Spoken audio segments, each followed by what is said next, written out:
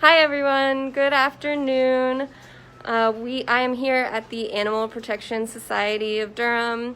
I'm in one of our cat rooms and we are here today for our second Behavior Live session with our Behavior Manager, Julie. Hi.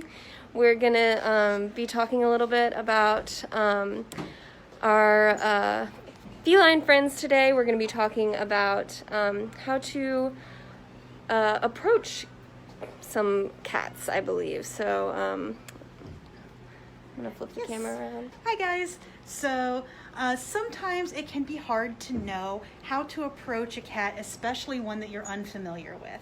So I'm going to show you the kind of things that I do when I'm approaching a new cat. Now this is a cat that I do not know very well. His name is Peridot, her name is Peridot. As you can see, the first thing you want to do is assess, like, is the cat up and walking around? Are they looking at you? Ideally, if the cat wants to approach you, they'll come to you and you don't have to do any of the work. That's kind of what's great about cats, is they kind of do a lot of the work themselves. However, this kitty is sleeping, so I am going to proceed. So if the cat is maybe asleep or they're not coming towards you, again, the best thing to do would probably be not to disturb them. But if you want to, here we go. Open the cage here. And of course, in this instance, I know that this is a friendly cat. And if you're maybe at a friend's house and your friend is like, oh yeah, my cat is friendly, then you can kind of do something like this. So as you can see, all I had to do was put my hand out. And I like to do, you can either put your finger out like this, or you can curve it a little bit. So I like to do that. And then I just kind of put my finger in front of her nose and see what she wants to do. And so I don't even have to pet her. She's kind of petting herself, right? And this is how I know what she likes. So she is doing her cheeks a little bit. She did her forehead a little bit. Yeah, up on the ears. And, you know, some people may already know this. Cats generally enjoy being pet on their cheeks, under their chin. So you're stretching out. Oh, she says that feels so good. and on their heads. You know, when you start going down the body, it gets a little dicier. Some cats enjoy that, other cats don't. So the safest is to just kind of stick with what they like and what they know. The safest way to pet cats and avoid any kind of trouble spots is to just kind of do this and let them do it themselves. And when they're done, they'll stop, you know? So really, that's all you got to do, is kind of let them tell you what they like. Now, if you want to go down the body, firm strokes all the way down, nice and slow. No, you can't come out, sweetheart.